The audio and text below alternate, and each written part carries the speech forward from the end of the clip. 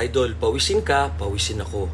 Ano ma-advise mo? Kasi natatakot ako na masabihan na may putok o yung iba inaasar ako may putok. Alam nyo guys, ever since lumaki ako sa Middle East, sa States, sa Pilipinas, pawisin ako dahil half Iranian, half Filipino ako, half Persian. Natutunan ko, para makatipid rin, deodorant lang, nahiyang tayo. May mga scent o amoy o chemical na pag linagay sa atin, nag-irritate, namumulat tayo, or mabaho, hindi hiyang.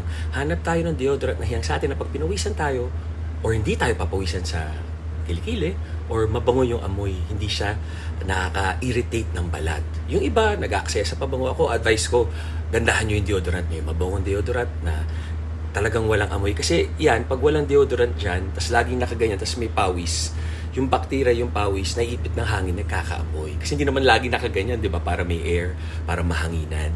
So, yun lang naman. Hygiene lang. Ligo tayo lagi. After workout, after jogging, ligo ka agad. Hot water, then cold water, isang buhos para mag-close yung pores. Tama kayo, mali ako. I'm not sure